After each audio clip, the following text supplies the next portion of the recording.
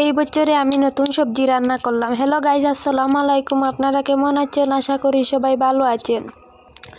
আল্লাহর রহমতে আমিও বেশ ভালো আছি। আমি আজকে শিম রান্না করব মাছ দিয়ে। আপনারা আমার পুরো ভিডিওটা দেখবেন। আমি মাছ কেটে কুটে নিয়েছি, শিমও কেটে সাফ করে নিলাম। আমি মাছের মধ্যে নুন আর হলুদ মেখে নেব।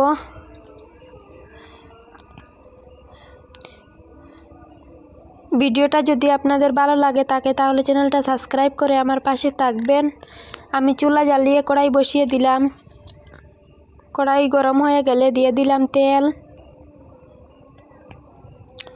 তেল গরম হয়ে গেলে দিয়ে দিলাম একে একে মাছগুলা। আমি মাছ ভেজে নেব। আপনারা আমাকে সাপোর্ট করবেন, আপনাদের সাপোর্টে আমি এগিয়ে যেতে পারবো। মাছ ভাজা হয়ে গেছে, এখন তুলে নিলাম। আবার দিয়ে দেব মাছ তেলের মধ্যে। এই যে দিলাম মাছ, মাছের লেজ আর মাছের মাথা দিলাম।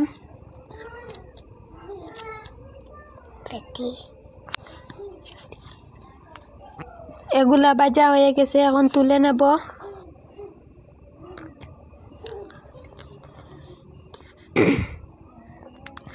তুলে নিয়ে আরো একটি কড়াই বসিয়ে দিব। চুলা জ্বালিয়ে আরো একটি কড়াই বসিয়ে দেব। এই যে কড়াই বসিয়ে দিলাম। মাছ ভাজা কড়াইটা ছিল ছোট, এই জন্য আমি বড় কড়াই বসালাম। তেল গরম হয়ে গেলে দিয়ে দিলাম পেঁয়াজ কুচি, রসুন কুচি দিয়ে নাড়াচাড়া করে দিয়ে দিলাম একে একে শিমগুলা। আমি এখানে একটু ফ্রাশের বিচিও অ্যাড করছি, আপনাদের সাথে শেয়ার করলাম। সবগুলা শিম দিয়ে একটু নাড়াচাড়া করে নিলাম।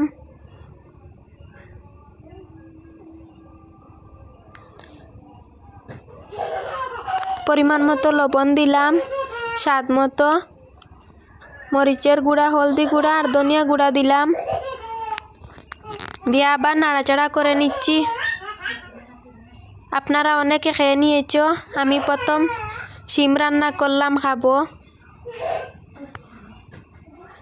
এখন পরিমাণ মতো জল দিয়ে দেব।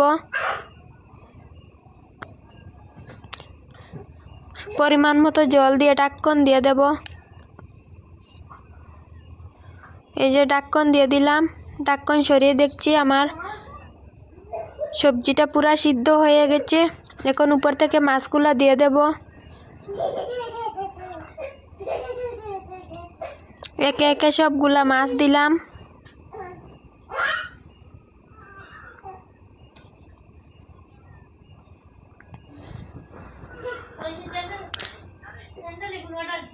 এই সবজিটা খেতে আমি খুব ভালোবাসি।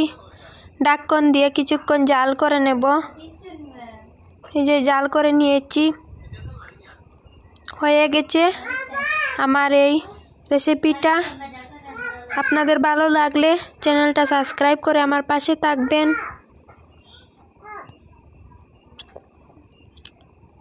খুদা হাফিজ।